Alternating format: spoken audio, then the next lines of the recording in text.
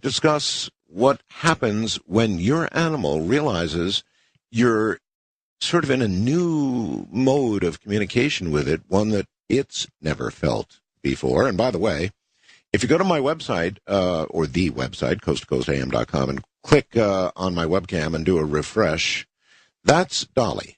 I ran and got her during the break and took a quick photo. That's Dolly. That's our little adoptee from the streets of Manila. Back in a moment.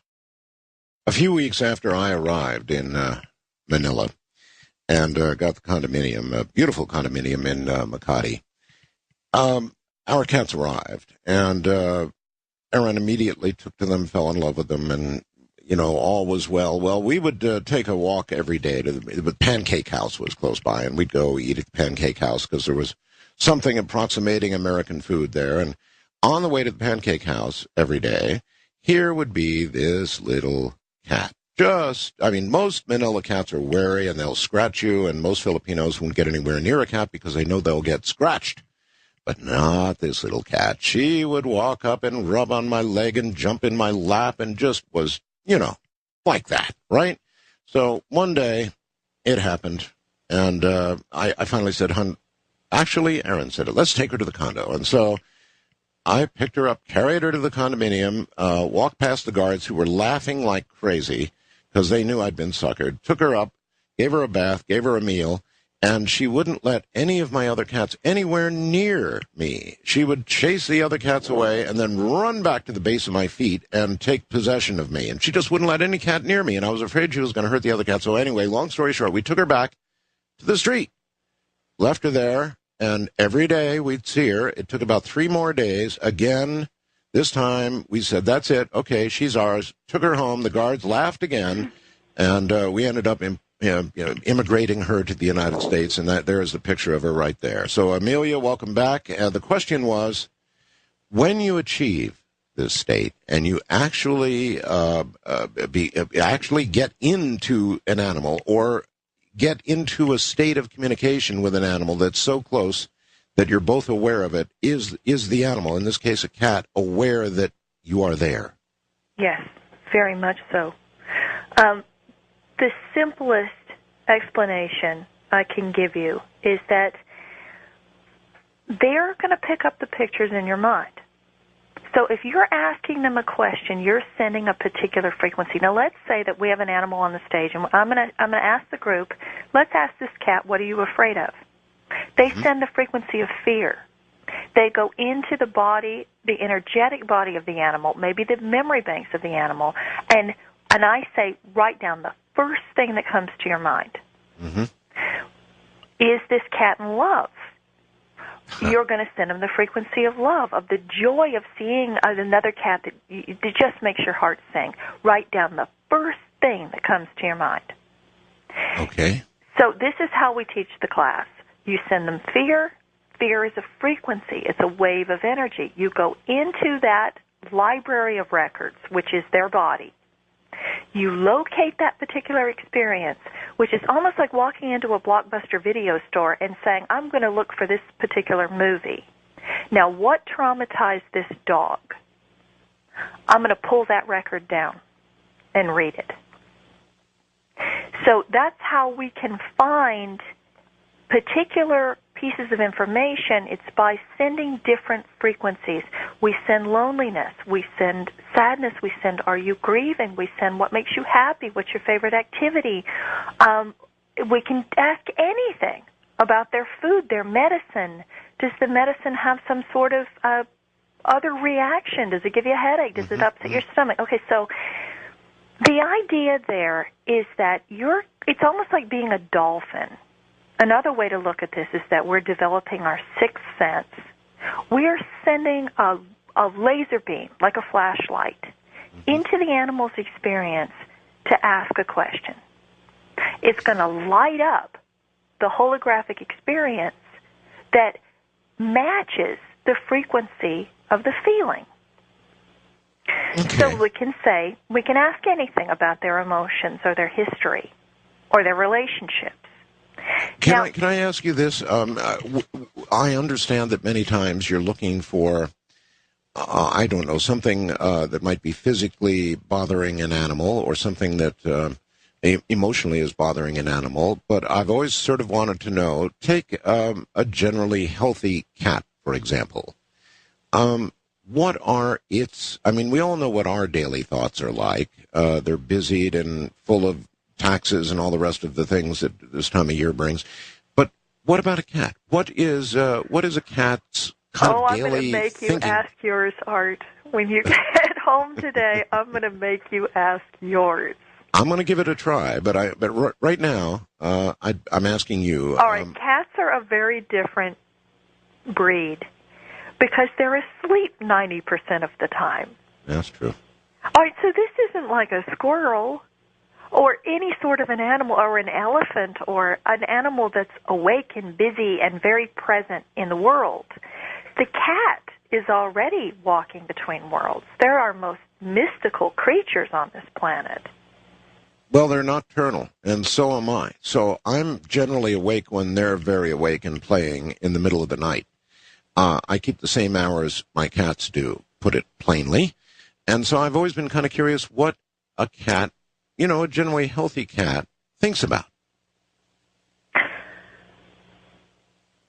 They're all individual, and they all think about things. I think one of the biggest paradigm shifts is how similar all of our experiences are on this planet, that we're all experiencing very similar things. I mean, I have so many stories and so many things I want to tell you. I'll give you a for instance. When I was in South Africa, I went to a cheetah sanctuary, and I went into the pen of each cheetah and asked a whole series of questions, and I had national news on me, so I was under a lot of pressure. Yeah. I went into the pen of a cheetah named Joseph, and I said, "What's going on? Are you okay?" And he said, "No." And I said, "What happened?" And I got a wave of sadness. Okay, that's the emotion. That's called clairsentience, clear sensing in Latin, where we can feel the emotion. Then I take it a step further. What's attached to this emotion? I saw a female cheetah. I said, "Okay, what's her name?" I hear the name Charlie. Then I saw 2 cheetah cubs, and he said, "They got sent away." I said, "Okay, where'd they go?" He said, "Up north." I went, "Okay, I think I know where that is. It's a different cheetah sanctuary." "Why did they send your mate away?" "Because they're breeding her with somebody else." Mm. I said, "Tell me something funny. Tell me something crazy that you eat that no one would ever believe that you like to eat." And he said, "Squash." "Tell him I love the squash." I said, "Okay, that's ridiculous, because I know for a fact that cheetah don't eat squash." I said, "Well, what do you do for fun? What's your favorite activity?" He said, "Tell him I love the baby bottles that they tie on the ribbons." All right, now, one of the properties of telepathic communication, the way that you know you're not manufacturing it, that it's coming in from the outside, speed. Now, when the telephone rings and you know who's on the other line before you pick it up, and you go, "Oh, that's my mother," it breaks your normal thinking process. Mm-hmm. Because the thinking process that you're manufacturing has a rhythm. Now, when it's non-local information, it's simultaneous. All of a sudden, bang, your mother comes into your mind, or you smell her perfume, or you hear her voice, or you hear her calling your name, or you in your own mind say, "Oh, that's my mother." Same thing, something's wrong with someone that you love. When you sense there's a traffic jam, you shouldn't go this way, you should go that way. It happens incredibly fast. The second property is that you couldn't have made that up. I wouldn't have told the African National News that the cheetah said that he likes to eat squash and play with human baby bottles, because I don't want to make a fool out of myself on national television. Sure. So the quality of left field, that it's so strange. You ask the dog his favorite food, and he says, "Cream cheese on a bagel." And the person says, "Oh, I gave that to her last night." So that's the second property. The third property is the level of emotion. If you're with an animal and you get hit with a wave of sadness, or you suddenly get a pang in one of your teeth, and you go, "Whoa, I should have this cat's teeth checked." Mm-hmm. Or you feel their nausea, or you feel the pain in their lower back. How do you delineate between what the cat's feeling and same problem remote viewers have and your own imagination? Because you check your instrument first. If you are a completely clear instrument, let's say that you don't have a bad knee, or let's say that you do, and you're aware of that, so you log that information. Then we ask the donkey on the stage. This really happened in London. Incredible story. I had 150 people in a room, and we had a donkey on the stage. And the owner said to me, the guardian, is the donkey in any pain? I look out and I ask the question. I look out into the audience, and dozens of people had one hand over their left jaw. And they were all kind of going, ow. It was really obvious. Then I started walking around, and 3 people in the audience had drawn something that looked like a little lightning bolt. Now, this is getting to the dun-dun-dun-dun-dun stage. Yeah.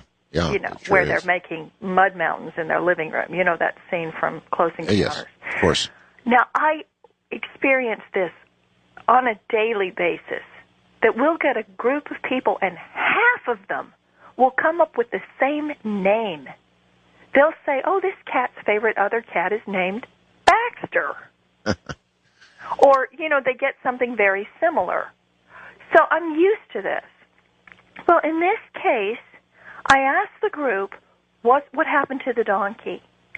All these hands go up, and they say, her lower jaw on the left side still hurts. One of her teeth is broken. And then the guardian of the donkey said that her horse had kicked the donkey in the mouth, had broken one of her teeth on the lower left side. She'd seen a vet 3 times, and her question was, is the donkey still in pain? Now, that's how available it is. If you check your body and you scan your own body and you say, okay, I know this isn't coming from me. Same thing with your emotions. I'm not projecting this pain on the animal. I'm going to sit in absolute silence and clear out my instrument so that I can listen. And then you tune into the frequency of that particular being, vibrate on their frequency. So you're basically flatlining. You're not thinking or feeling. You're only listening. Then all sorts of information is going to come in. With these cheetah, first of all, the person who was keeping the cheetah told me that they would throw squash into Joseph's pen so that he could play with them. He'd bat them around. And they tied human baby bottles on a carousel. And that's how they would exercise the cheetah. And he had a mate named Charlie, and they had 2 cubs, and she got sent up to DeVilt. So they had taken his mate away, and he was absolutely miserable about it. Sure. So if you're asking me, I'm going to take this a step further. What do cats think about on a daily basis? I went into the next pen, and I was working with a cat named Kaya. I said, tell me a big secret, because, the news is here, and I want to really prove to these people that you are incredibly intelligent and that you can communicate with us. And Kaya said to me, I ran a body scan on him. He was lying down. He hadn't stood up yet. He said, and this is how we can ascertain where the pain is in their body. My focus kept going to his bladder. And I went, ouch, does this still hurt? He said, no, I'm fine now. But I had 2 cases of cystitis. He said, tell the humans thank you. Their medicine worked. I said, when was the last one? He said, January. And I was there in November. I said, what else is going on with your body? He said, my legs are uneven. So when I stand up, my hips hurt because I've got hip dysplasia. I said, did you have an accident? He said, no, it was a birth defect. I said, okay, tell me something really marvelous. Tell me a secret. He said, well, they're writing a book about me. And I said, about all the cheetah in the sanctuary? And he said, no, just me. He was very happy about this, very full of himself. Well, when I got the keeper to come over, he stood up, had extremely uneven hips, which I couldn't see when he was lying down. They confirmed he had had 2 bladder infections, and the last one had been the prior January, and that they were keeping a journal called the Kaya Journals, which was an online book. And I had asked him, what's the book about? And he said, it's to educate human children about the plight of the cheetah. Wow. Cheetah are going to be extinct in 2015. And the cheetah know this.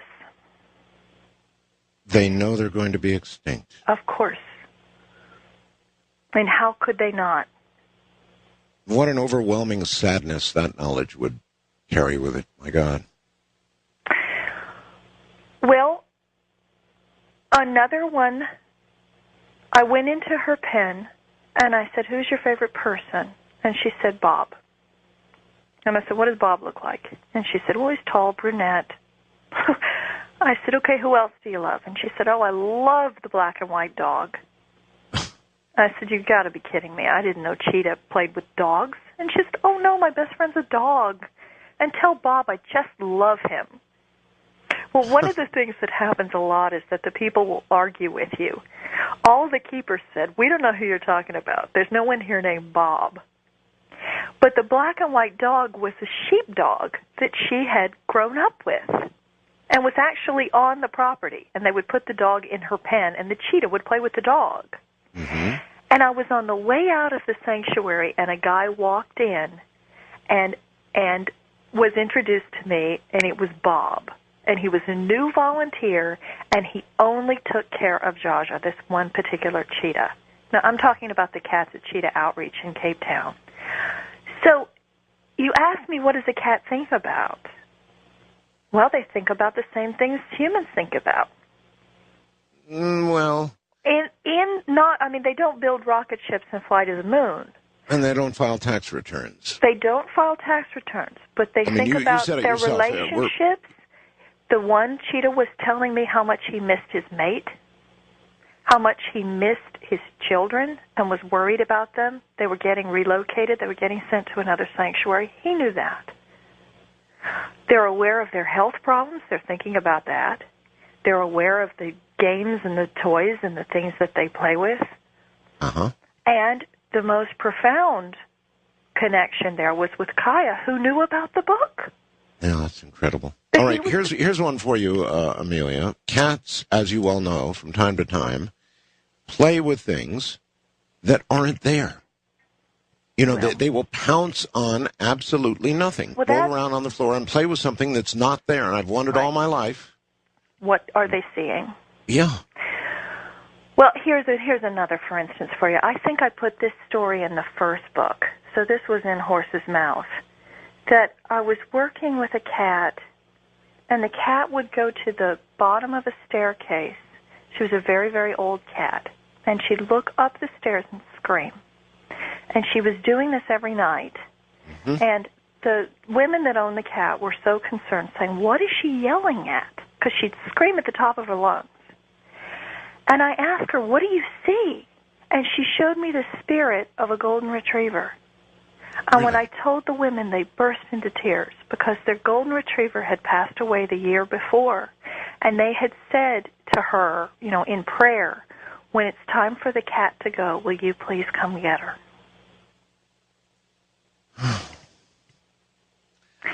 The golden retriever took the kitty. She died very soon after that. So it was getting close to her time. Right. Our spectrum of what our eyes can see is so minute. And the spectrum of what our brains process is very small. Cats can see things that we can't see. It doesn't mean they're not there. It just means that we can't see them. Well, that was exactly my question. If you've ever been inside a cat and looked out through a cat's eyes at one of those moments, I'd just love to know what it is whatever it is that it sees. We'll be right back. Good morning, everybody. Amelia Kincaid is my guest, a top psychic in the U.S., a top animal communicator worldwide, and obviously she's done a lot of world travel. And I'm going to go right back to this question about the unseen things that cats apparently see that we don't. And I'm going to sort of rephrase the question, so we'll be right back. Well, okay, Amelia, you told me a very specific story about a cat that would cry at the base of the stairs and the German Shepherd. The Golden Retriever. Right. Anyway, what I was sort of after here, Amelia, was so many times a cat in a joyful moment, and I know you're looking for problems and, trying to diagnose things a lot of times when you communicate, but a lot of times a cat in just a pure moment of absolute unbridled joy will be seen to be playing with something on the floor that obviously we can't see. But it's something the cat either sees or senses or something. I have no idea, but it's a moment of joy. It's a happy invisible something. Yeah, it is. It is. I did one talk show here in America, and the cat gave me the name. I said, "Who do you love?" And she said, "Oh, I love it when Hope's in the house. Hope's my favorite person." And the woman burst into tears. Her mother's name was Hope, and she had just died. So her mom was in the house. Now, I hear this every day. This is a daily occurrence, and it's a daily occurrence with all my students. I have a woman in England, and the language of miracles, I profiled my 20 best students because my entire purpose was to prove it's not just that I can do this. Everyone can learn, depending on how much discipline and how much determination they have. Okay. 20 students getting names, dates, details, medical information, histories, incredible things. One of the most incredible students I have is a vet, and she can actually see inside the animal's body before she cuts them open. She's a surgeon. Her name's Dr. Julia Bertram. She's spectacularly brilliant. And when I first met Julia, I was teaching a workshop in Germany. She also speaks German, so she came to see me there. And I am getting around to answering your question. We had a cat on the stage, and I said, "Who does the cat love?" She got 3 things in minute detail: a brown and white guinea pig, a black and white cat, and a little goldfish. Well, the guinea pig had just passed away, but the spirit of the guinea pig was still in the house. So you're telling me they're seeing and playing with and interacting with spirits. Absolutely. Just because we can't see them, I see that one of the other paradigms is that the other side isn't out there somewhere. We're cohabitating the same space with other dimensions. So if your ex-wife, who is now in heaven, is in your living room, your cat is going to see her. And if she bends down and pets the cat's heads, they would tell me that. Or if you have all sorts of different spirit beings in the house that the cats are playing with, they can tell me what they are, whether they're mice or elves or whatever. Okay, that absolutely answers that, and it's kind of what I guess I suspected. Can you talk to any sort of animal? And I guess right on down to insects. You mentioned insects, so you can literally communicate with any animal? Any living being is thinking, feeling, having sensations, and can be accessed through a quantum process. So even if, our scientists have some pretty absurd ideas, really condescending and ridiculous ideas, like lobsters have no feelings because they don't have a central nervous system, or that any sort of insect that doesn't have a nervous system that mirrors ours, therefore can't think and feel. Well, unless you can actually talk to them and find out directly, what does a cricket feel? What does a rat feel? How much can a mouse feel? I have one story, and I think this is in the language of miracles, where I was talking to rats. And the rat said to me, "Tell Mommy that I'm with Susie." And Susie, and explained to me that it was a blonde woman who had passed away. The rat that I was talking to was in spirit. She had passed away. And then the woman told me that her mother's name was Susie and that she was blonde, and laughed and said, "Well, the rat couldn't possibly be with my mother. My mother hated rats. But every living being can be accessed, and you can have a conversation. Okay. All right. Once you've realized all of this about living beings, all living beings, then it invokes a lot of questions about, for example, eating animals, performing experiments on animals for the benefit of human beings. All of that jumps out at you as you realize that they're as sacred as the next living thing. Now, how do you feel about that? I think that it's going to take a lot of time. And over the decades, things are gradually starting to evolve, if we're here long enough to even have things evolve. I'm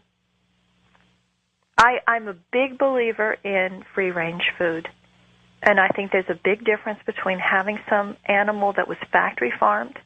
There's a difference between death and torture. We're all going to die, and I'm not promoting the people out there that are going to live their life off steak. But the point being, if an animal is tortured every moment of its life, I'm more concerned about the quality of their life than the quantity of life. Mm-hmm. I think there's a big difference between a lamb that was standing by the side of the road out in a beautiful field with its family under the stars in the rain in New Zealand and a lamb that is in a factory farm being tortured daily. I don't think we have the right to do that. I am 100% anti-vivisection. That means I don't believe in laboratory animals at all, under any circumstances. Yeah, well, once you embrace the rest of this, you would have to feel that. Yeah, I don't think we have the right to torture other animals. And so much of the research about vivisection indicates it doesn't work anyway. There are over 100 types of cancers that can be cured in rats that can't be cured in humans. Things don't necessarily cross species lines the way that we think they do. And if we could learn how to simply tune in, they could teach us, and we could learn more about our bodies by using our intuition. And maybe you can answer this.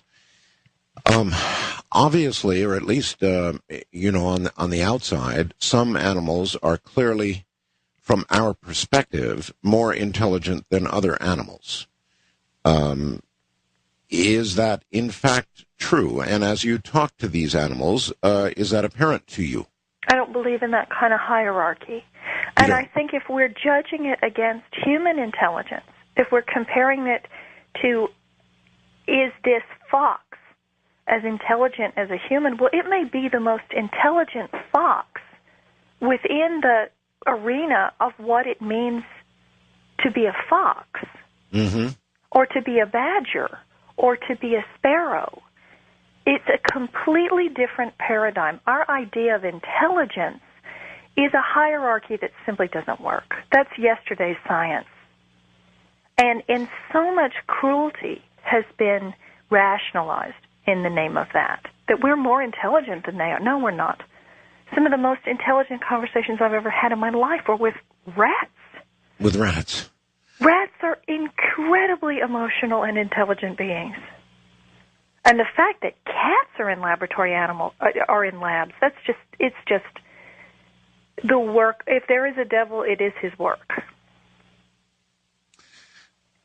So you can't measure things from a human perspective of intelligence, and you might find a rat to be as intelligent or able to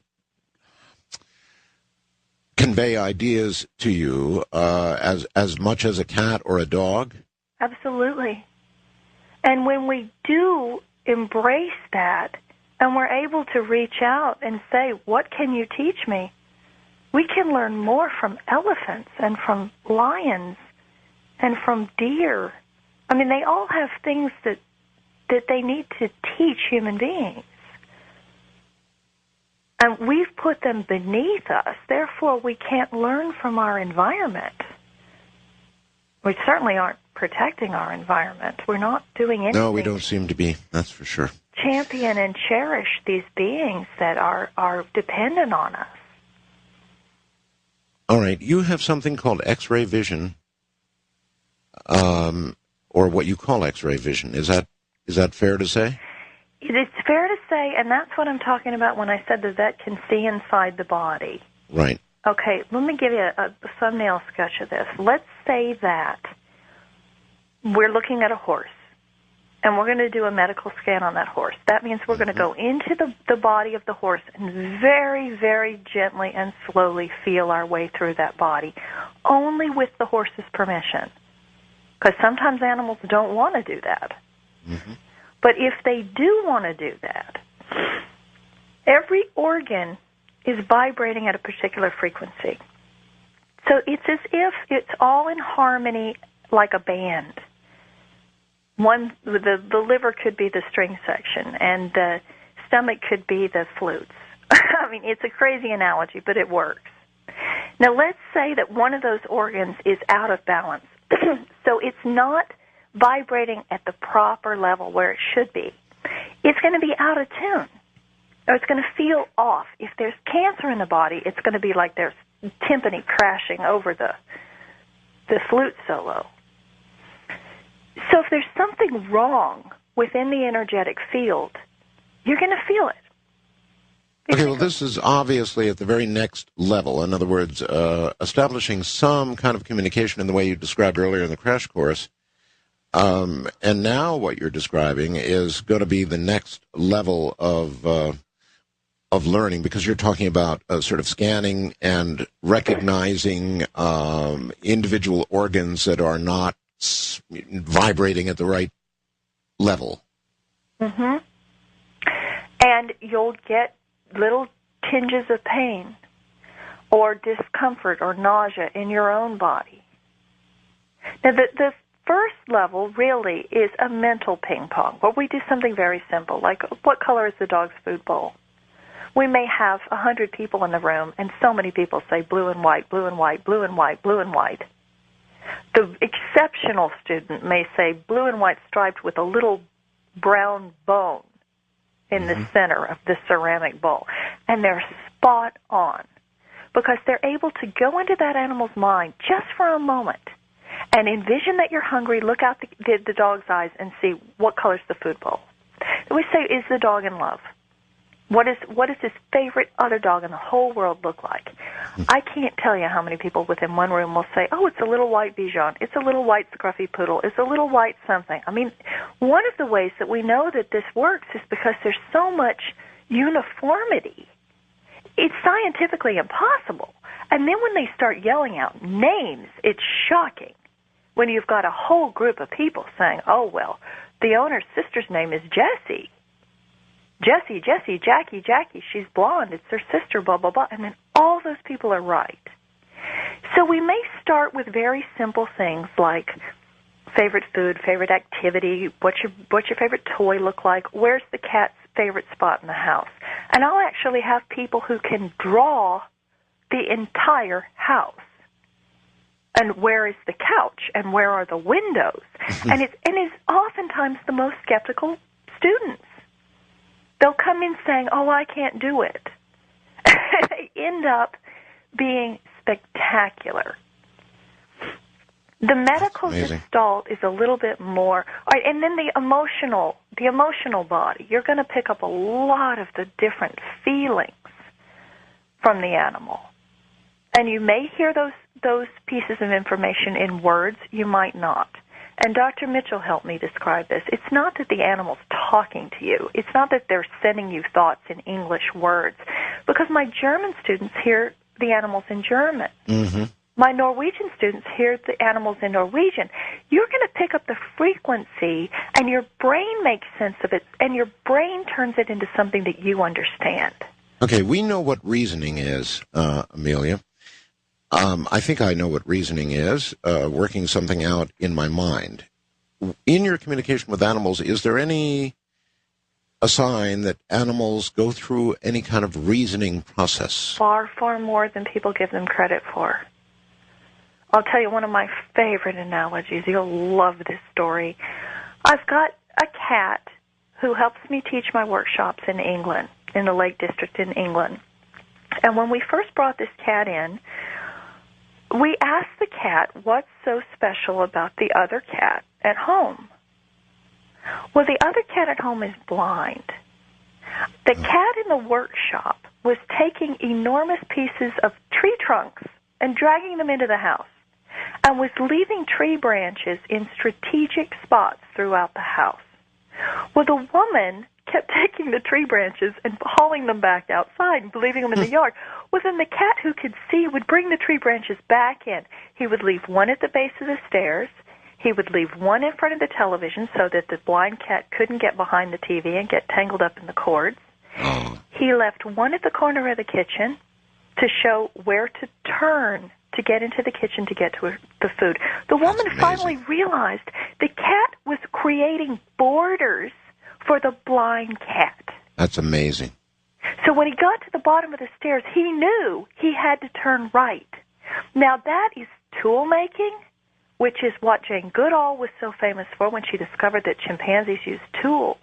And wouldn't you call that reasoning? Yes. I would.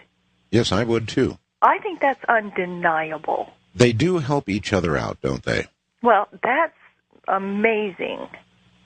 That's amazing, but I had I had one cat, Amelia, that helped one of my other cats who was not actually my new cat, who was not housebroken, and Abby Dose would go back and help this cat and show this cat how to dig and then turn around and poop and, cover it up the way cats instinctually do. Well, this cat was having a little trouble with that instinct, and Abby would go back and actually cover it up and show the cat how to do it. Sounds crazy, but trust me, it happened. And probably so that the other one either wouldn't get in trouble with the humans. Exactly. So she was sparing the other cat the humiliation of getting in trouble. That's exactly right. I mean, for every story that there is out there, and the next book I'm going to work on is about animals who save lives, of animals who jump on the bed, wake the person up from a deep sleep in the middle of the night, and this is a true story, and then the woman found out that her bedspread was about to catch on fire because her space heater was too close to her bed. Well, her little dog jumped up on the bed frantically, scratched her face and woke her up and saved her life. Now, yes, believe me, I've read these stories on the air. I know it's true. Is that not reasoning? I mean, I don't think we can. I don't think we can write that off as instinct. No. Here's an off-the-wall question, and I had it happen once, so I'd love the answer to it if you think you might even know. This lady has a cat who, despite the presence of 2 cat boxes, poops right outside the box instead of inside the box. Have you ever heard of that? Oh, sure. And I'll tell you, there's a very practical solution to this.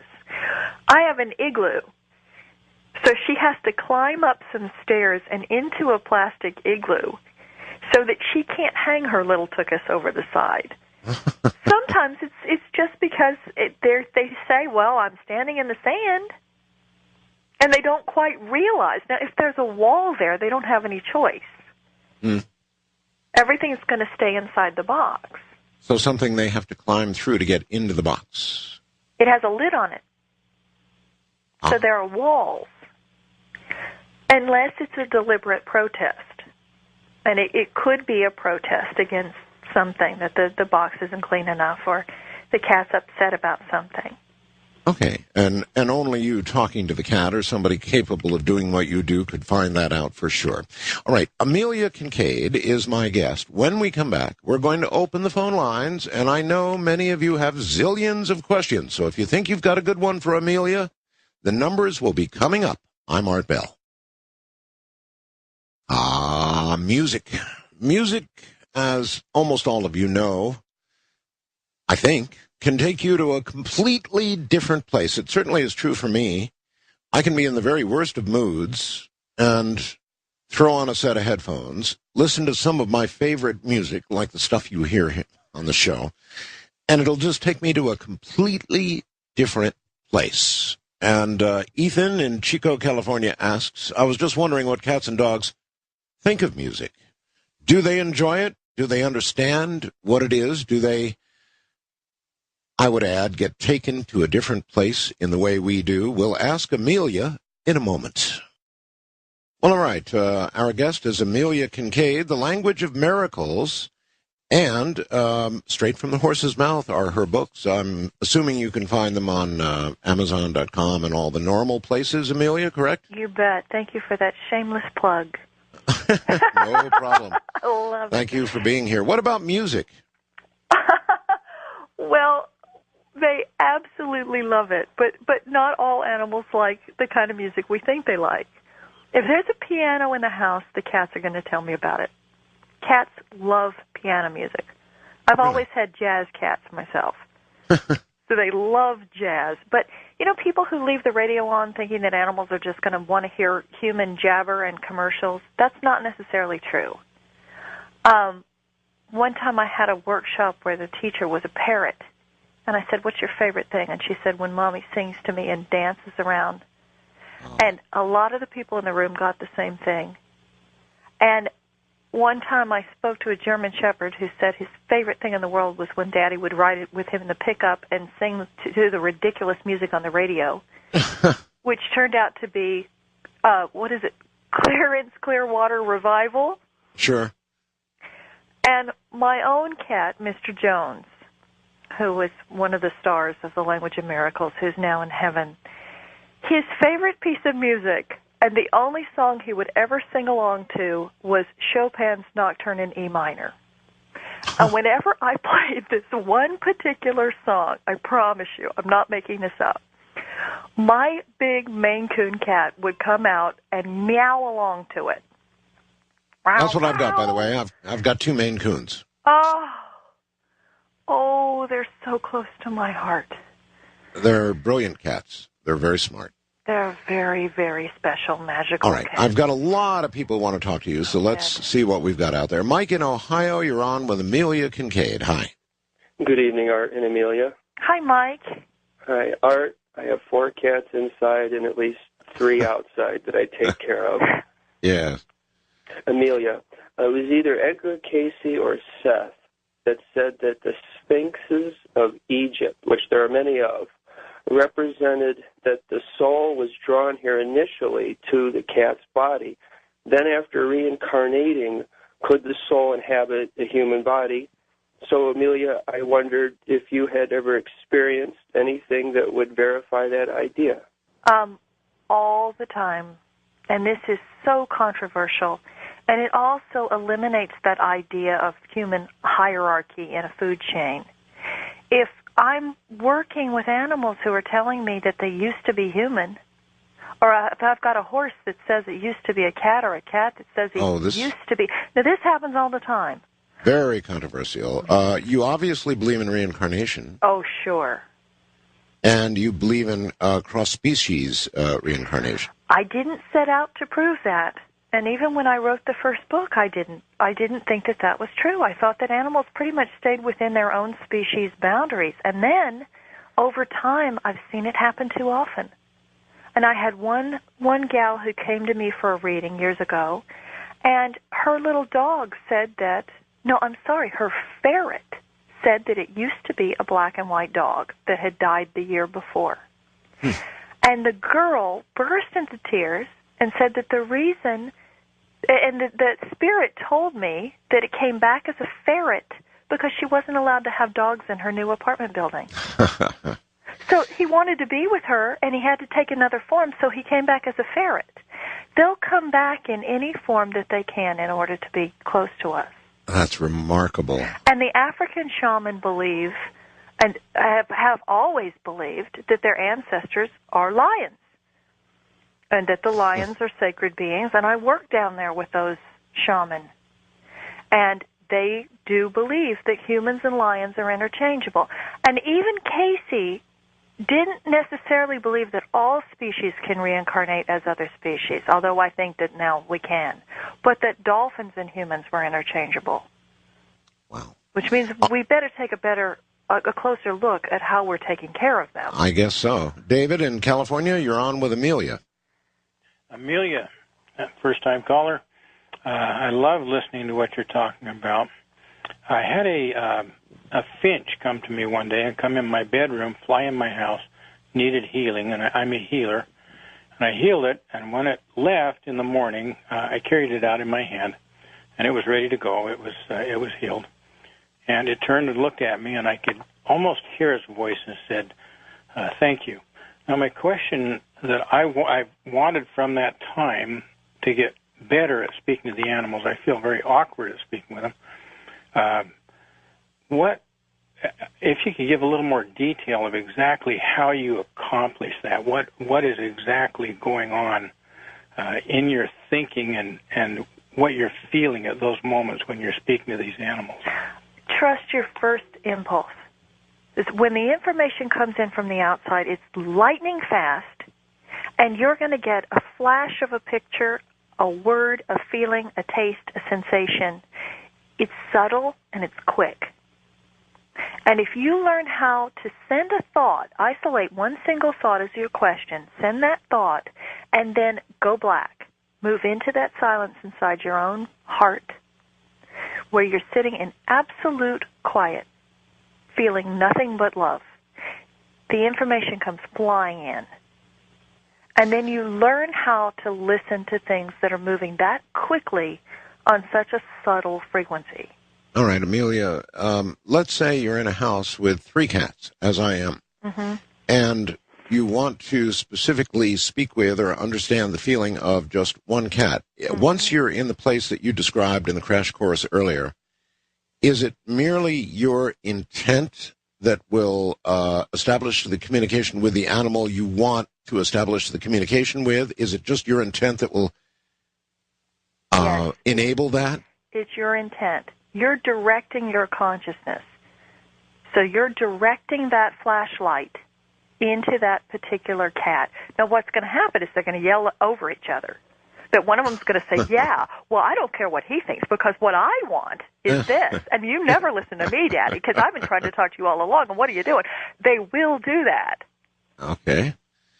All right, and you will hear that. And pretty soon you're going to have a party line with all 3 cats saying, oh, my God, he's listening.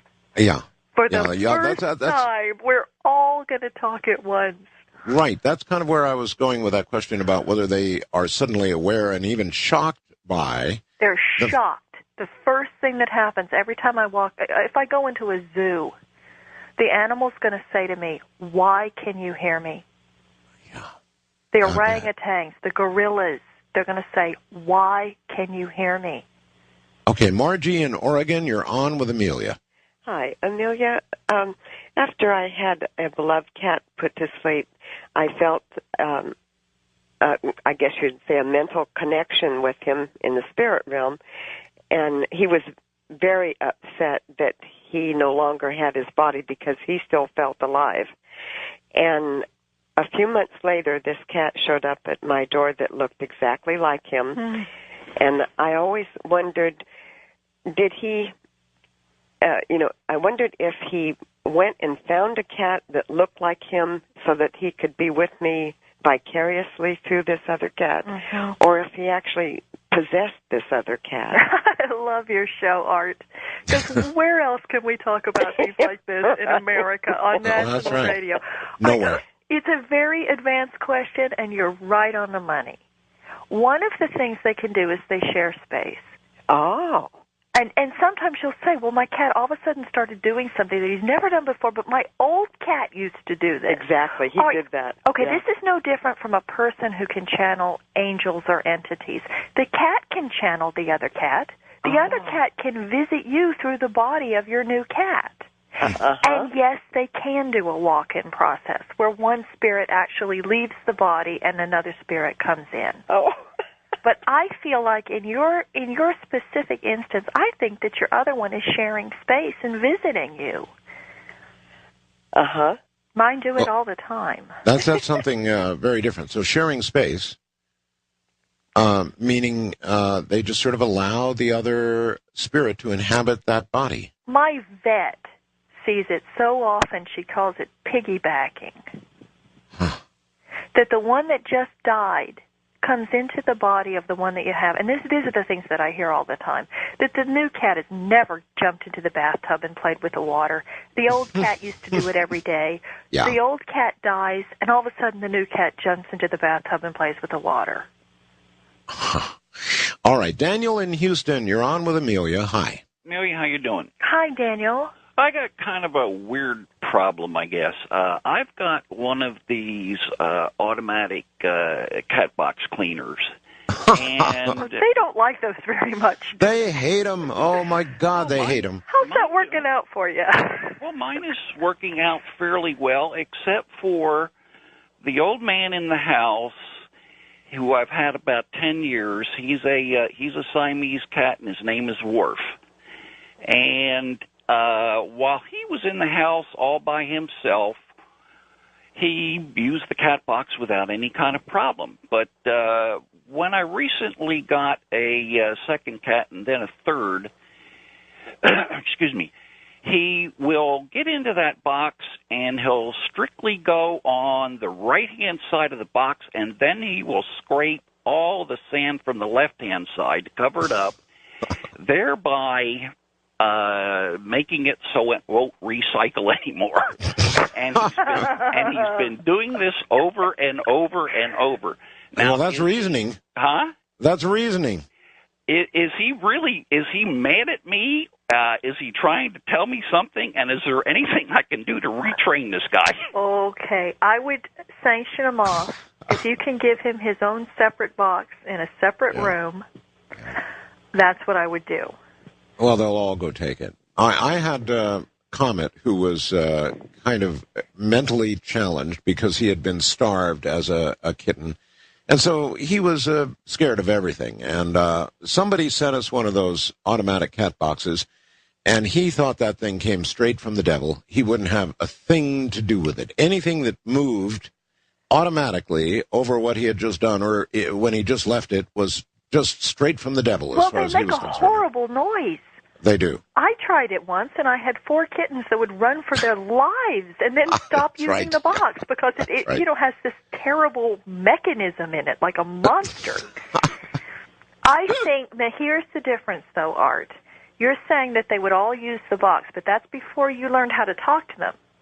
If you know how to talk to them, and you give the old king of the house his own box and his own room, and you tell the other ones, you do not touch his territory. He is the king in this house. He's got his own box. He's got his own stuff. Give everyone their own possessions. When you can talk to them, then it's going to change things. Okay. So you could even explain, look, this is an automatic box. It's not going to hurt you. It's simply going to clean things up after you're gone. Don't be worried about the noise. And you could impart that message. Right, but it certainly sounds like he's protesting the presence of the other 2 cats. Oh, yeah. Well, it sounds to me like he's figured out a way to jam the thing up. Pretty hilarious. What a smart guy, huh? Yeah, what a smart guy. Lee in Columbus, Georgia, you're on with Amelia.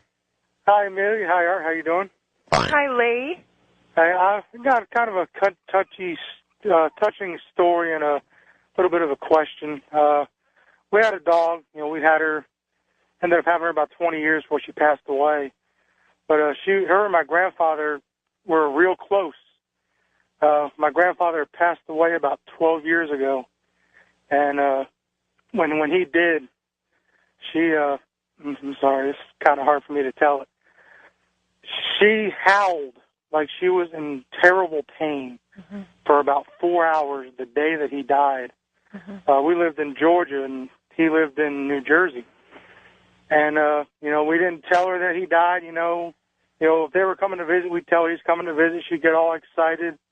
And they said she howled when he died, and the day of his funeral, she was with a friend of ours, and he told us that all day she would not stop howling at all, the whole day, like she was in pain, like, her heart was ripped out.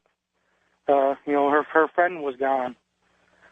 But, my question for you would be, me and my wife had a rabbit. It passed away, and my grandmother had a stroke. They were shocked that she survived. about 2 weeks after she had her stroke, the rabbit passed away. And I've always heard that close family animals will give up their lives almost to save a human life. Do you believe in that? Absolutely. And see, these stories, I mean, I could go on for years and years and years saying animals can think and feel and telepathy is real, and then you can prove it to me in one story by saying that a dog that wasn't even in the same state as the man, it cries all day the day that the man dies. Absolutely they're in contact. Absolutely an animal can shoulder the burden and even take on the illness that someone else has in order to slow down the person's passage. But a lot of the time they go together. And well, there's no question about the psychic ability of animals. It was 2020, I think. I'm sure you saw it, Amelia. If you didn't, you've got to. Did a piece testing dogs. And what they did is they would put cameras. They put cameras in the home. And then they would have the owner start home at an unusual time of day. I mean, after all, you know, an animal knows the time of day when the owner usually comes home. But they would fool the animal, and they would start the owner home 5 hours ahead of time. Inevitably, and without question, and 2020 showed it, those animals knew the owner was on the way home. Art is the work of Dr. Rupert Sheldrake. Yes. And Rupert actually took my workshop in London. He was keynoting the field conference, the quantum physics conference, and they brought me in as the animal link. And Rupert actually took my workshop, which was one of the biggest compliments I've ever had in my life. But the book is called Dogs Who Know When Their Owners Are Coming Home. Right. And he's done the most extensive scientific research with double-blind experiments and cameras. And yeah, you can't deny it. The dog would run to the door 10 minutes before the person comes home, no matter what time of day the person comes home. Is it because, Amelia, because they don't have the busyness that we humans have, that their psychic abilities are naturally enhanced, naturally stronger than ours? No, I think our abilities are that strong. We have our abilities shamed out of us. In Western culture and in our modern world, we were taught that we're not supposed to be able to communicate with animals. We're not supposed to trust our intuition, so we're constantly second-guessing ourselves. Well, exactly, but they do have a lead on us in that while I'm sure they have little daily concerns, they don't have the kind of lineup of to-do things that human beings have. Or maybe I'm... We are their to-do list. We are their main concern. They're focused on us. Ah, okay. And how much they love us. That's all they think about all day. That's unconditional love. Amelia Kincaid is my guest. Ladies and gentlemen, if you have a question for her, you know the portal numbers. From the high desert and the great American Southwest, I'm Art Bell. Spent quite a bit of time at a nature preserve north of Johannesburg in Africa, and that is a land of the big ones. There's no question about that. Amelia Kincaid is my guest, and here's something for her to consider with the break that's coming up. We touched on the environment, not very heavily, certainly, but did touch on it. Right now, one of the things that's wrong with our environment is the bees are disappearing. The bees that pollinate our crops are disappearing. Where are the bees going, and what the hell is wrong? We'll ask in a moment. Amelia, I don't know if you've been following the stories or not, but bees across the United States are disappearing. It's terribly worrisome. They pollinate very important crops for us, and perhaps you haven't seen the stories and haven't had a chance to speak with a bee lately, but we'd sure like to know what's going on. Wow, that's fascinating. I'm actually going to have bees in my workshop in England this summer for the first time, and I haven't followed that because I'm not in the country very often. But our ecosystem is so fragile, and what we're doing as we disturb everything through global warming and pesticides and pollution, we throw off the balance. And Mother Nature is an equilibrium-seeking creature. So she's constantly trying to heal herself. So she's trying to set things right. I mean, my first instinct would be that it has to do with fertilizer and pollution and pesticides. And that's probably right on, I would imagine. Something to them must not smell right. You know, one of the most amazing new discoveries in medicine right now is about wasps. That not only do they have dogs that are sniffing cancer, there are wasps being trained to sniff cancer, bombs, and dead bodies. Wow. And they do it with a sugar substance. So they're giving them a treat. And the wasps are actually able to smell cancer. So they must have such an acute sense of smell. And my first instinct is that something doesn't smell right. Okay, well, if you get a chance to commune with a bee, please let us know. It's very, very worrisome, and you might look into it when you get an opportunity. They're disappearing all across the country. Wow.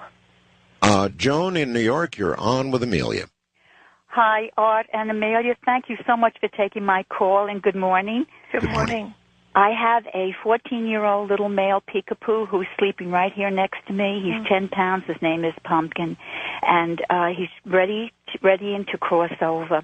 I just want to mention a little something about him. I had a profound past life experience where I was a walking teacher in the Holy Land, and when I went to cross over, I sat down beneath a very huge tree, and I put my staff down, which I carried with me when I went from place to place.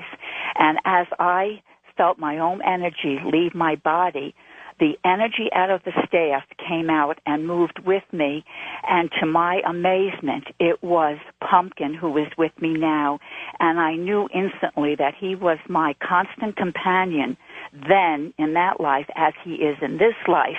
Now, what's happening with Pumpkin is he is choking and coughing and having spasms in the throat, and I wanted to know how 3 times the vet wanted us to put him down, but I didn't feel he was ready to go. I wanted to know how I could make him as comfortable as possible. And how do you know? Friend. And how do you know when your animal's ready? Right. Ask him to give you a sign so that he can let you know when he's ready to go. And he will. He'll let you know. He'll let you know. Now, whether that's crying out in the middle of the night, that's the most common thing. Whenever they're about to cross, they see spirits who come for them at 3 or 4 a.m. Yeah. And they usually pass in the early morning hours. But you can call your angels, your ancestors, to come take him. And this is going to go in the most perfect divine timing. And he's going to have a beautiful, peaceful passage. And I do feel it soon. I think you're right about that. Okay.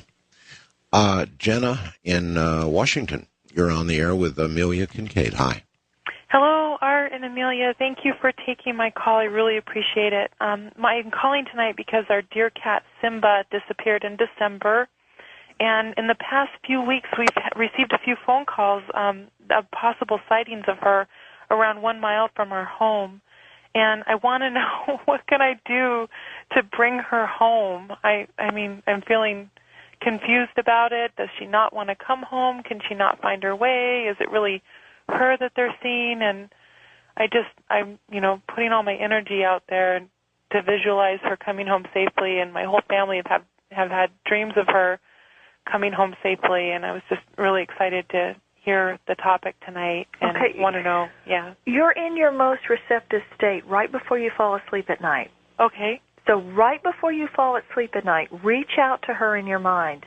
And from a physical standpoint, one of the things you can do is turn on your porch lights or flicker the porch lights and say, run toward the flickering light. Okay. Now, if you upset her in some way, do you know of a reason that she would have left? A possible reason, she left Christmas Eve, and the night before I was really upset at FedEx, and I was screaming on the phone. And 2 months before that, we brought a new puppy home. Oh. So there's a couple possible reasons. Yeah. Well, the dog is more likely. Okay. But you can speak to her, listen to her right before you go to sleep at night. And if you need to negotiate that dog's going to be put out of her space so that she can have her castle back, Okay. then you can negotiate this. Great. Okay, well, that brings up another topic. For example, Amelia, if you have 2 cats and you bring a third into the mix, as I did not long ago, you're in for, I don't know, 2 or 3 months of... Hell. Well, yes. Yes. Yeah, hell. Yes. And then at some point, I'm not sure what happens, but I guess it's always worked, but it's taken time. And finally, they all are friends, and they will all sort of curl up in one big cat bundle together now, but it's taken a long time. Well, it does. It does. I mean, is there a way to hurry that process along? Well, no. Not really. I mean, one of the analogies is that we say that if you had one cat and you go out and you get another cat and you bring the second cat home and you say, okay, look, you're going to be living with this other cat for the rest of your life. That would be like if someone went out and they said, okay, Art, I have an arranged marriage for you. I've found a woman. She's East Indian. She doesn't speak any English, and she weighs 280 pounds. But she's your wife now, and you're going to be living with her for the rest of your life. Have fun. That's what our cats feel like. Our cats are like, what the? I didn't plan this. I didn't pick this cat out. And we thrust these animals together and say, lump it, get along. Yeah. Now, one of the solutions is that when you bring in the new cat, say to the pre-existing cat, I got you a pet. I got this new cat for you. So you teach the new cat all the house rules. You're in charge. You're still in command. It's your territory, but you teach them everything about how to live here, how to help the people, how to get along in this household. Yeah, that would make sense to a cat, all right. It does make sense, and it does work better. Jennifer in Tennessee, you're on the air with Amelia. Hi. Hi, good morning, both of you. Good morning.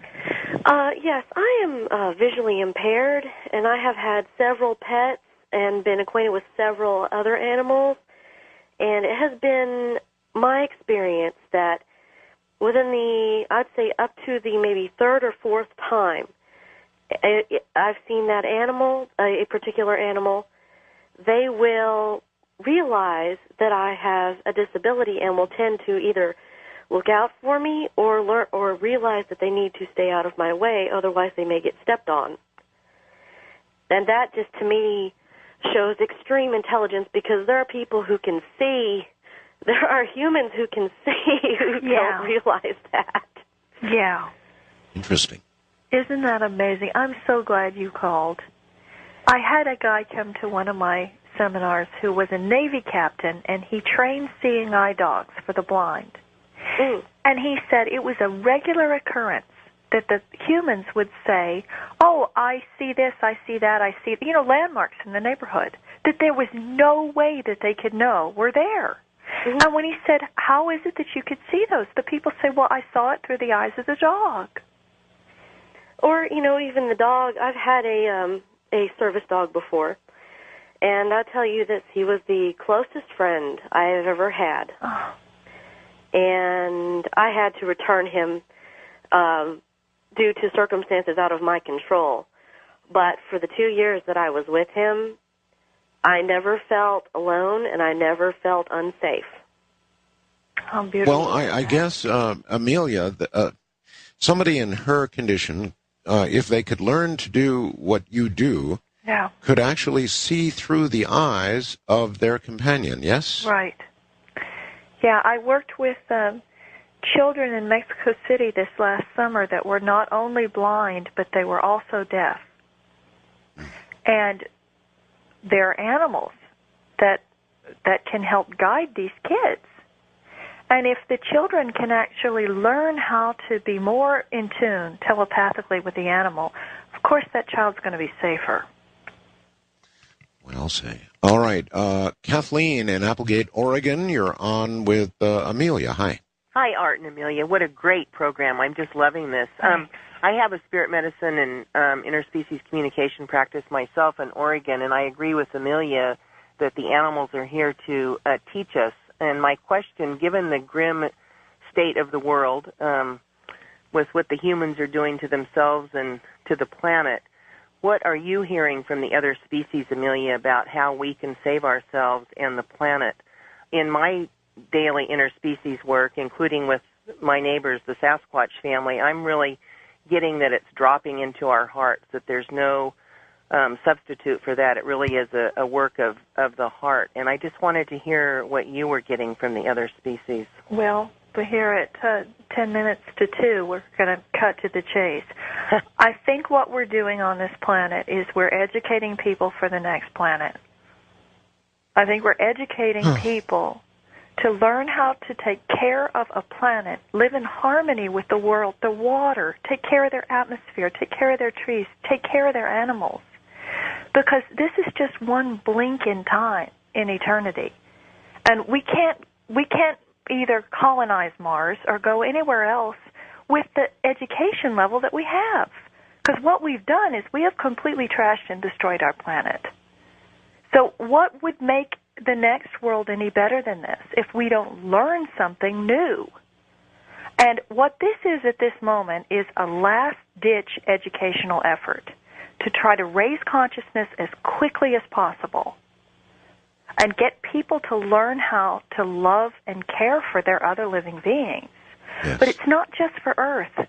It's for eternity. Yeah, and for our souls. Billy in Iowa, you're on with Amelia. Oh, good morning.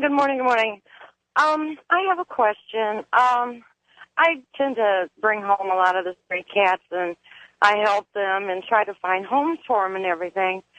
And I made the mistake of bringing home one cat that was sick. She has feline AIDS, and there's no vaccination. There's no cure for it. Right.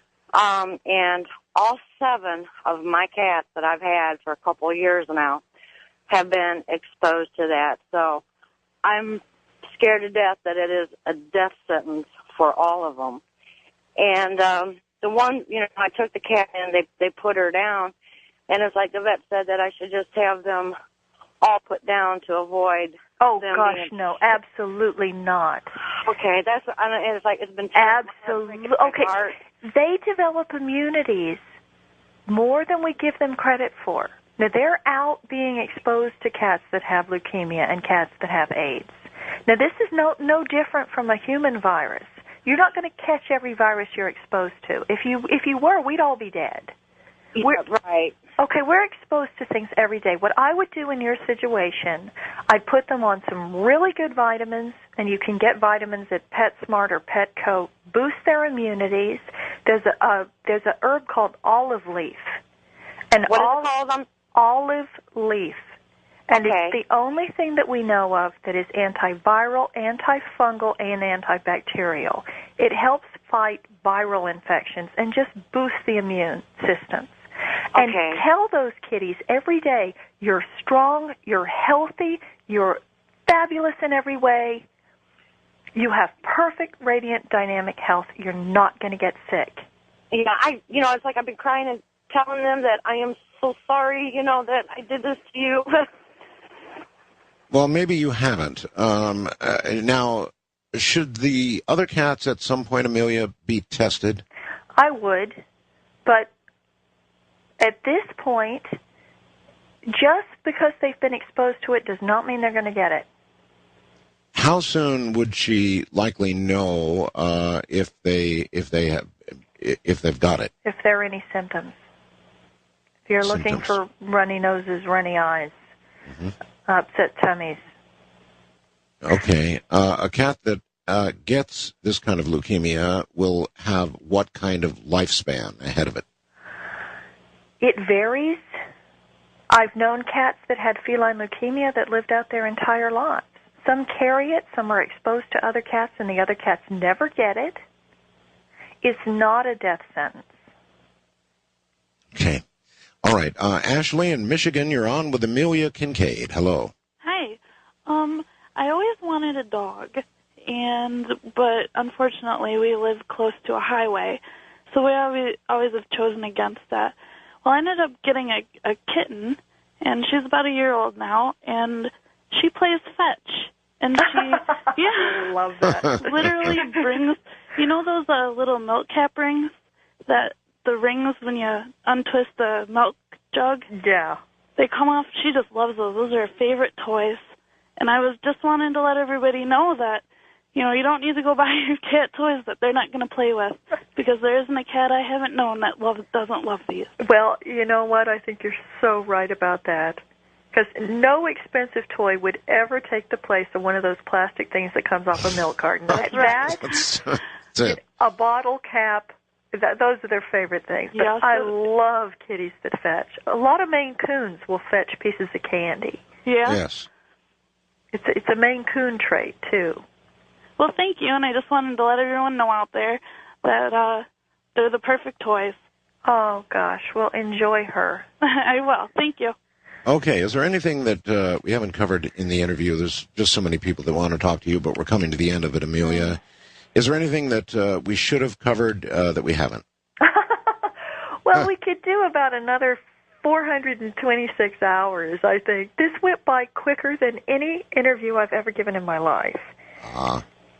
Well, you can kind of sense it from the calls. We're all animal lovers, and so it's, I don't know, it's very close to my heart, and very close to obviously many hearts out there, and so yeah, we could do a lot of hours on it.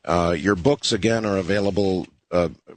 Aren't they, still on Amazon and so forth and so on? Yeah, they're both on Amazon, and also my website, Art, is just my name. It's www.ameliakincaid.com. It's 2 Ks, Kinkade. And I have a listing on that website of my schedule, everywhere I'm teaching. The books are available. My meditation CD has a very, very slow, thorough medical gestalt. Okay. And that's about learning how to get inside their body. Out of time. Amelia, thank you. You're welcome. And good night. It was a wonderful interview. Listen, everybody, I'll be gone next weekend in Los Angeles for that award.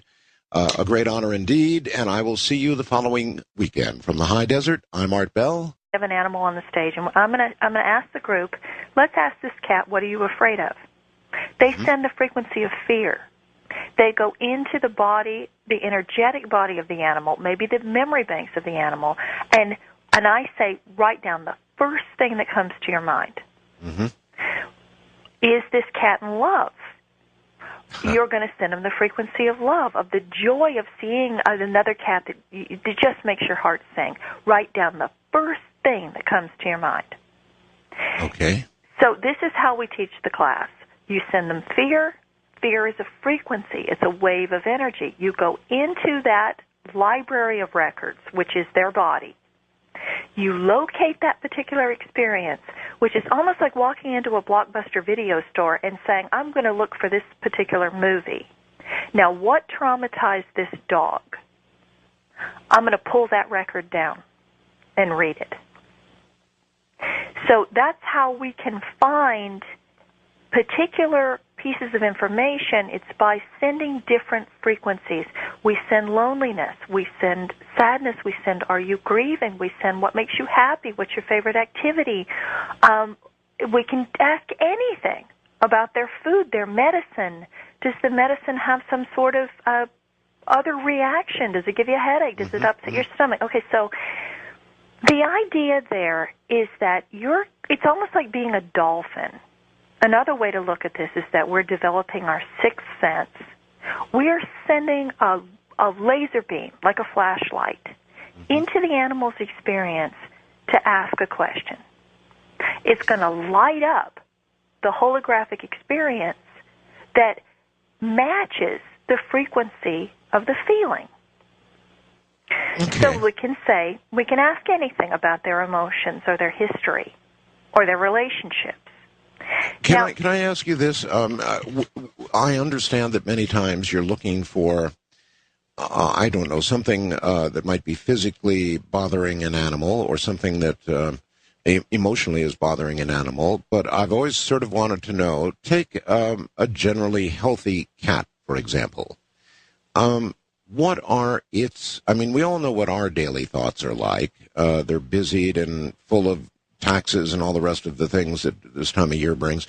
But what about a cat? What is a cat's kind of daily I'm going to make thinking? you ask yours, Art. When you get home today, I'm going to make you ask yours. I'm going to give it a try, but right now. The line before you pick it up, and you go, oh, that's my mother. It breaks your normal thinking process. Mm-hmm. Because the thinking process that you're manufacturing has a rhythm. Now, when it's non-local information, it's simultaneous. All of a sudden, bang, your mother comes into your mind, or you smell her perfume, or you hear her voice, or you hear her calling your name, or you in your own mind say, oh, that's my mother. Same thing, something's wrong with someone that you love. When you sense there's a traffic jam, you shouldn't go this way, you should go that way.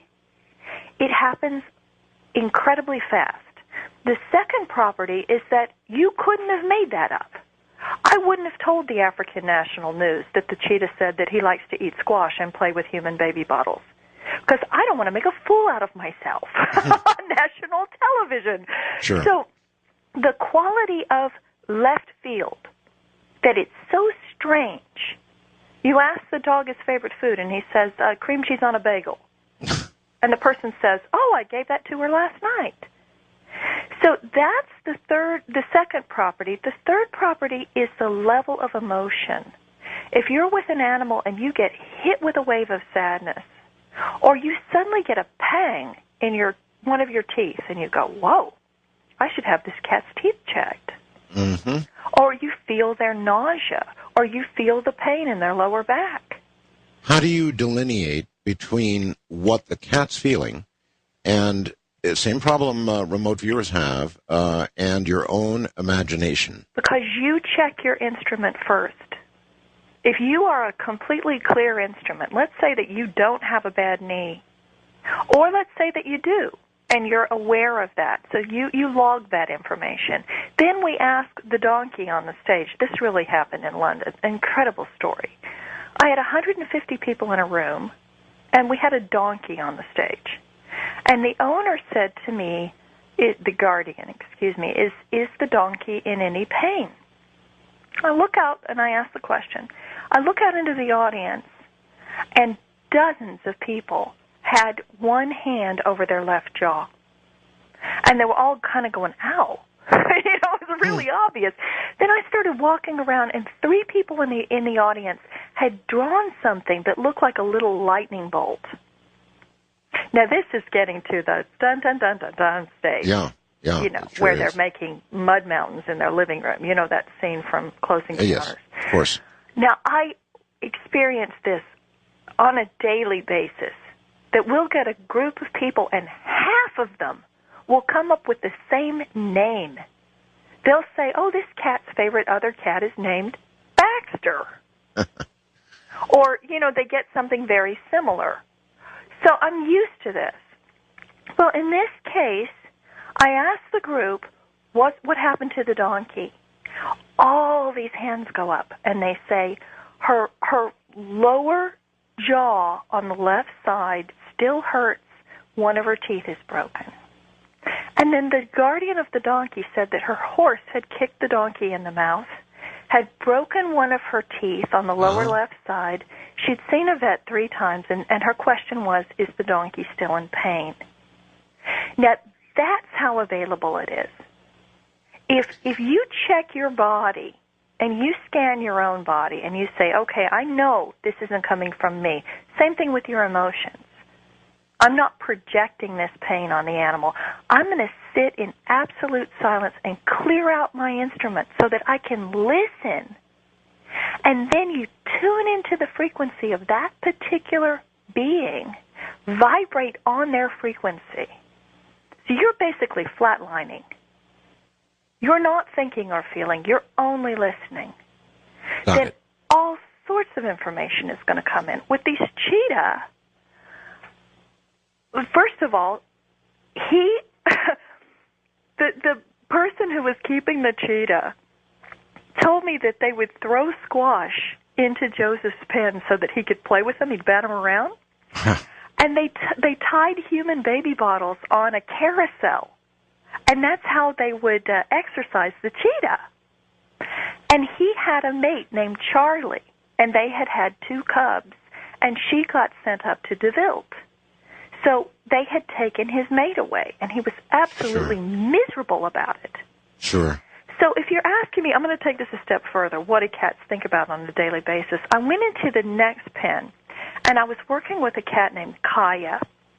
I said, tell me a big secret, because, the news is here, and I want to really prove to these people that you are incredibly intelligent and that you can communicate with us. And Kaya said to me, I ran a body scan on him. He was lying down. He hadn't stood up yet. He said, and this is how we can ascertain where the pain is in their... No, I'm asking you... All right, cats are a very different breed because they're asleep 90% of the time. That's true. All right, so this isn't like a squirrel or any sort of an animal or an elephant or an animal that's awake and busy and very present in the world. The cat is already walking between worlds. They're our most mystical creatures on this planet. Well, they're nocturnal, and so am I. So I'm generally awake when they're very awake and playing in the middle of the night. I keep the same hours my cats do, put it plainly. And so I've always been kind of curious what a cat, a generally healthy cat, thinks about. They're all individual, and they all think about things. I think one of the biggest paradigm shifts is how similar all of our experiences are on this planet, that we're all experiencing very similar things. I mean, I have so many stories and so many things I want to tell you. I'll give you a for instance. When I was in South Africa, I went to a cheetah sanctuary, and I went into the pen of each cheetah and asked a whole series of questions, and I had national news on me, so I was under a lot of pressure. I went into the pen of a cheetah named Joseph, and I said, what's going on? Are you okay? And he said, no. And I said, what happened? And I got a wave of sadness. Okay, that's the emotion. That's called clairsentience, clear sensing in Latin, where we can feel the emotion. Then I take it a step further. What's attached to this emotion? I saw a female cheetah. I said, okay, what's her name? I hear the name Charlie. Then I saw 2 cheetah cubs, and he said, they got sent away. I said, okay, where'd they go? He said, up north. I went, okay, I think I know where that is. It's a different cheetah sanctuary. Why did they send your mate away? Because they're breeding her with somebody else. I said, tell me something funny. Tell me something crazy that you eat that no one would ever believe that you like to eat. And he said, squash. Tell him I love the squash. I said, okay, that's ridiculous, because I know for a fact that cheetahs don't eat squash. I said, well, what do you do for fun? What's your favorite activity? He said, tell him I love the baby bottles that they tie on the ribbons. All right, now, one of the properties of telepathic communication, the way that you know you're not manufacturing it, that it's coming in from the outside, speed. Now, when the telephone rings and you know who's on the other... Discuss what happens when your animal realizes you're sort of in a new mode of communication with it, one that it's never felt before. And by the way, if you go to my website, or the website, coasttocoastam.com, and click on my webcam and do a refresh, that's Dolly. I ran and got her during the break and took a quick photo. That's Dolly. That's our little adoptee from the streets of Manila. Back in a moment. A few weeks after I arrived in Manila and got the condominium, a beautiful condominium in Makati, our cats arrived, and Aaron immediately took to them, fell in love with them, and, all was well. Well, we would take a walk every day to the Pancake House was close by, and we'd go eat at the Pancake House because there was something approximating American food there. And on the way to the Pancake House every day, here would be this little cat. Most Manila cats are wary and they'll scratch you, and most Filipinos won't get anywhere near a cat because they know they'll get scratched. But not this little cat. She would walk up and rub on my leg and jump in my lap and just was, like that, right? So one day it happened, and I finally said, "Hun, actually," Aaron said it, "let's take her to the condo." And so I picked her up, carried her to the condominium, walked past the guards who were laughing like crazy because they knew I'd been suckered, took her up, gave her a bath, gave her a meal, and she wouldn't let any of my other cats anywhere near me. She would chase the other cats away and then run back to the base of my feet and take possession of me. And she just wouldn't let any cat near me, and I was afraid she was going to hurt the other cat. So anyway, long story short, we took her back to the street, left her there, and every day we'd see her. It took about 3 more days. Again, this time we said, that's it. Okay, she's ours. Took her home. The guards laughed again, and we ended up immigrating her to the United States, and there is the picture of her right there. So, Amelia, welcome back. The question was, when you achieve this state and you actually actually get into an animal or get into a state of communication with an animal that's so close that you're both aware of it, is the animal, in this case a cat, aware that you are there? Yes, very much so. The simplest explanation I can give you is that they're going to pick up the pictures in your mind. So if you're asking them a question, you're sending a particular frequency. Now, let's say that we